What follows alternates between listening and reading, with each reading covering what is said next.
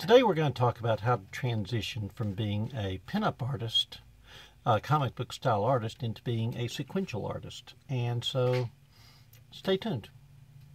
Going to be a lot of information. Hi, my name's Eagle. I am the publisher and one of the artists at No Earth Comics. I do the artwork for two books. One of them is The Shadow War, in which I do a traditional watercolor style artwork, and the other one is War Mage, in which I do a CGI artwork.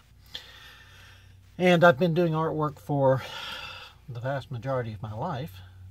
So today we're going to talk about how to transition from being a person who does comic book style artwork, either as pinups or as paintings or computer, whatever, into being a sequential artist, because these are not the same thing. So since I'm still running on some deadlines, y'all are going to get to watch me do a little artwork while we talk.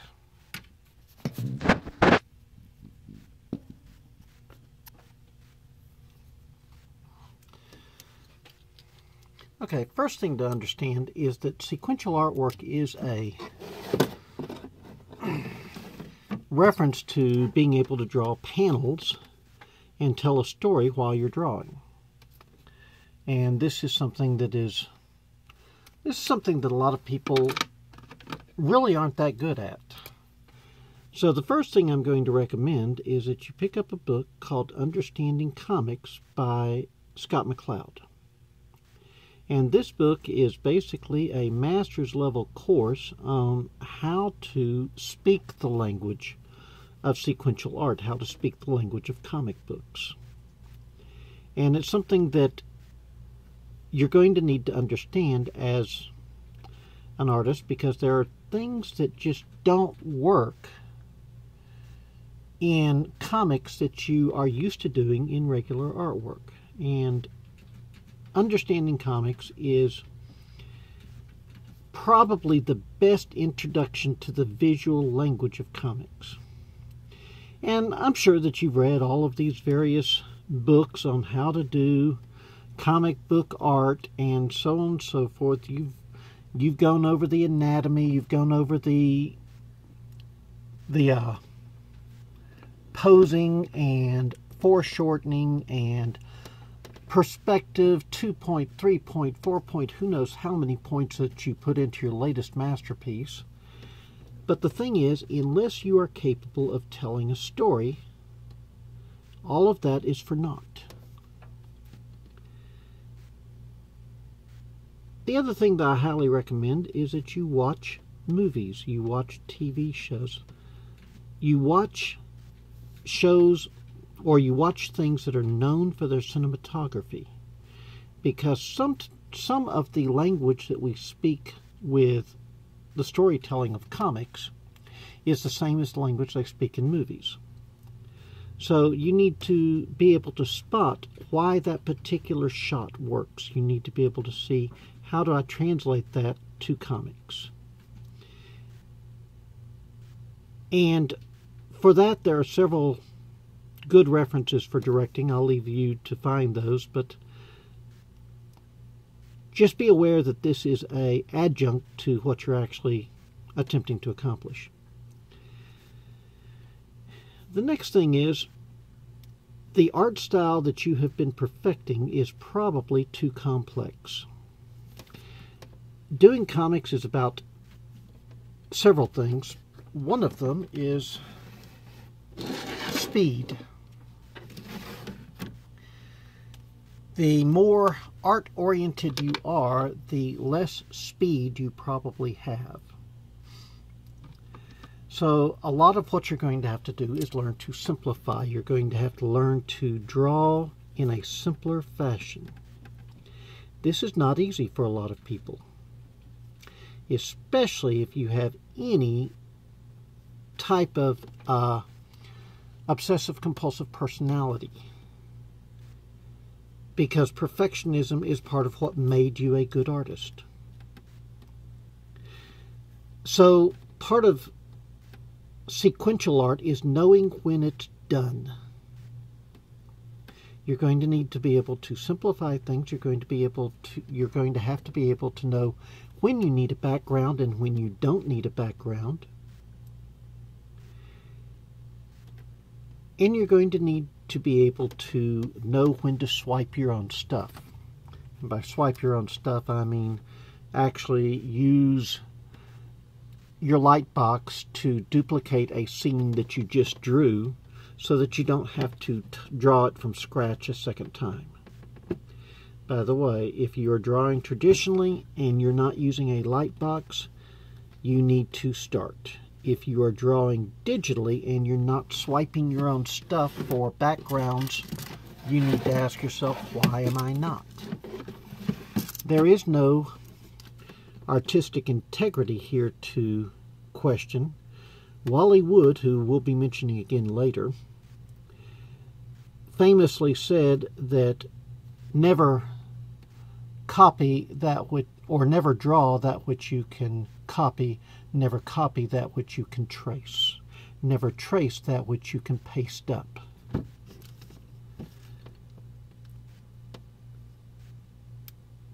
As a sequential artist, you're going to have to do a lot of drawing. You're going to have to draw things that you're not comfortable drawing.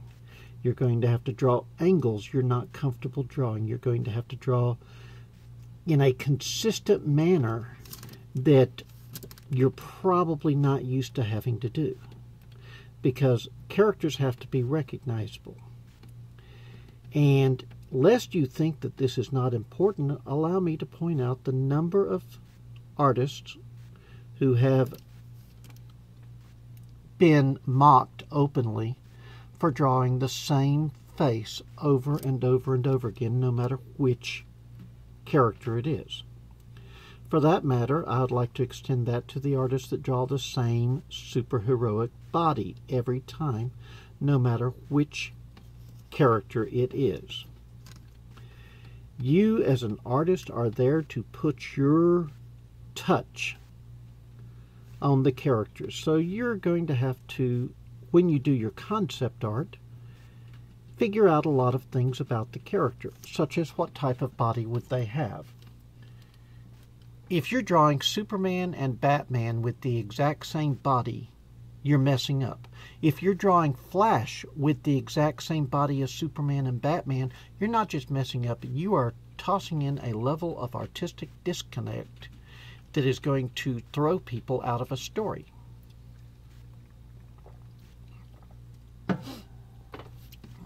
Toss in Aquaman, and you are missing a huge chance to show off your artistic chops without a lot of work on your part. Because here you have a runner, a swimmer, a bodybuilder, and a farm boy. All four of them should have very different bodies. So you're going to have to simplify your style, and you're going to have to make sure that you are not falling into some of the traps that are common for people who are transitioning from pinups to comics. You've seen the same face syndrome. You've probably made fun of it. It's like right now I'm drawing Captain America. He's a bit barrel-chested. He's a bit square-jawed. He's not going to be really, really ripped, but he is going to be well-defined. Probably not a lot of vascularity, because he is the pinnacle of human muscularity, but that doesn't mean that he's running a 3% body fat. What he is simply in prime shape, augmented by the super soldier formula. But he didn't spend years building this body up. It came to him as a result of the super soldier experiment, which simply magnified everything that he already had.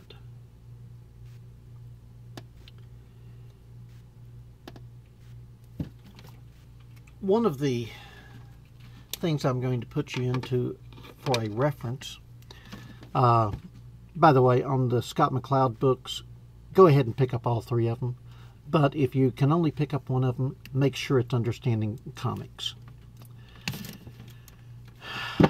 The next thing to take into account is how you're going to do your backgrounds. Frankly, a lot of panels don't need a background. If you've already done a beautiful establishing shot with a lot of detail on the background, then your next few shots on that page do not necessarily need to show that background again. SketchUp, which is free on Google, is a beautiful way of doing a quick comic book background for a cityscape or an industrial or even a parking lot of a mall. And it allows you to either do the background in such a way that you can print it and trace it, or allows you to pull it into your graphics program and then draw over it. And if you think this is cheating, I advise you to take a good long look at the way the professional comic book artists do it. This is a standard practice. There are a number of comic book artists that use 3D modeling programs, including SketchUp. It is very common in manga. This is not something that is out of the ordinary. This is not something that you need to be saying, oh, well, that's not real art, because I got news for you. Sequential art is its own art form. And the ethics of other styles of art do not necessarily follow into sequential art. Sequential art is about getting the page done in a timely fashion so that you can move on to other things.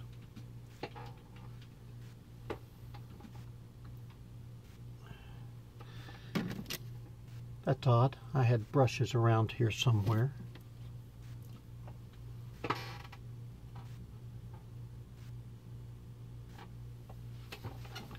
Oh. Okay.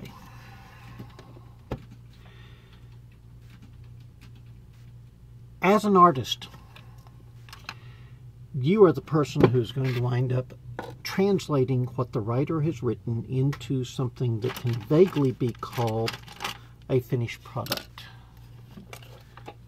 This is before the inking, before the coloring.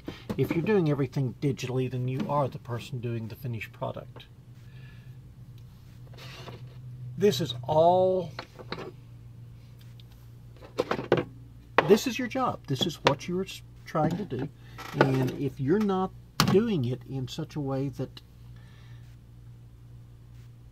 is fast and speedy, then you're holding up the entire production process.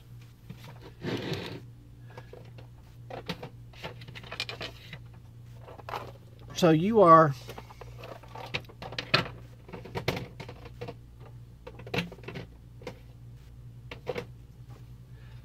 where did my ink go?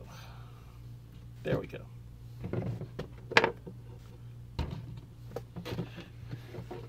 I have reorganized my entire workstation, and as a result, I'm not really familiar with where everything is at the moment.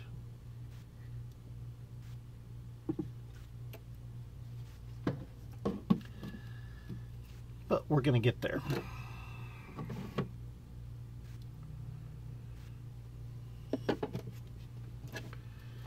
Okay. Next thing, learn the thumbnail. If you haven't already, start making it a regular practice. It will save you so much work. It'll save you so much time, because you won't have to be second-guessing yourself once you get started on the project. The thumbnailing is something that a lot of people discount, and it is a time saver. You don't have to do a lot of thumbnailing. You just have to get in and do as much of it as is needed to show yourself how you're going to lay out the panels. Oh, and I told you we were going to come back to Wally Wood. Let's go back to Mr. Wally Wood. Wally Wood is one of the unsung heroes of comic books.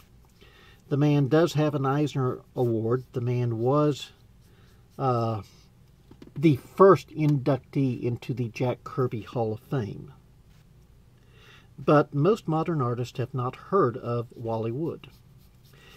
And even if you don't ever take a look at a single bit of his work, even if you don't take a look at anything that he's done, you need to take a look at one thing, and that is a poster that is available online.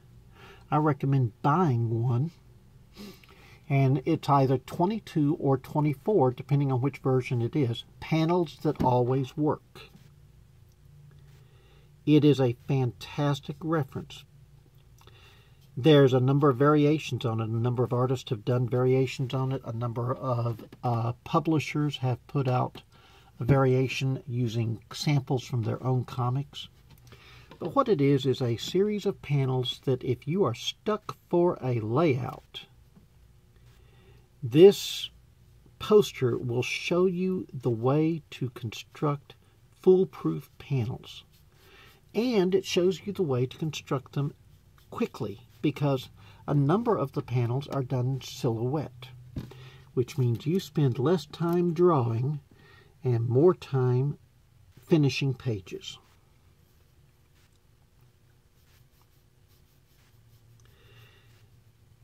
Yes, I am urging you to spend less time drawing and more time finishing, because it's all about speed. It's all about how fast can you get these pages turned out.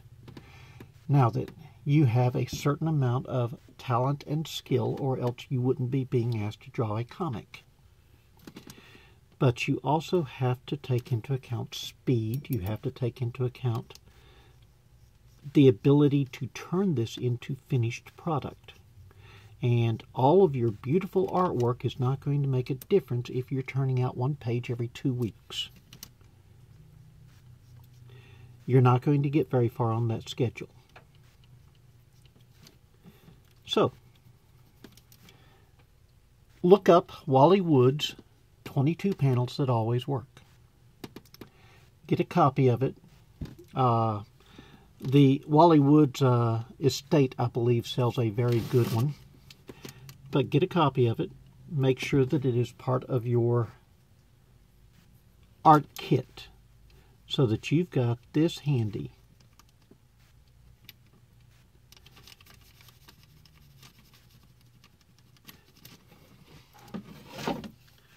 And that's basically it for today. To reiterate, if you are transitioning, you need to go ahead and learn the techniques for getting artwork done faster. You need to learn the techniques for simplifying your own artwork so that you can get a faster style. And you need to take into account that you are now responsible for the visual layout of the comic. This is now your responsibility. This is what your job is to make this comic look good and to get it done as quickly as you can without sacrificing quality.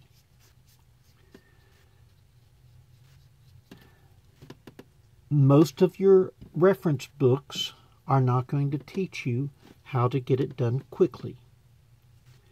So you're going to wind up developing your own cheats, your own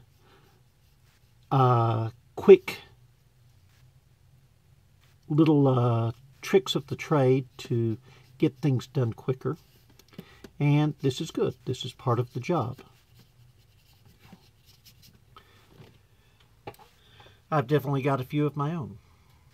Now, what I'm doing right now is a pinup, so I put a lot more time and effort into a pinup than I do into a panel.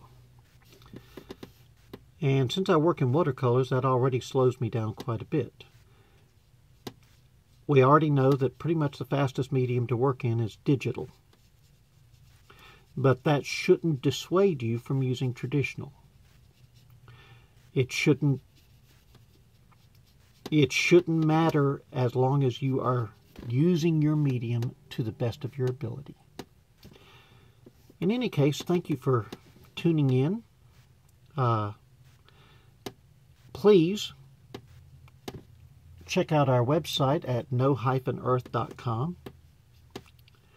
And I'll put a link to that in the description, and I'll also put a link to our artist guidelines in the description in case you were looking for a place to start transitioning into a sequential artist, because we love having brand new artists. So check it out. Thank you for tuning in, and I'll talk to you next time.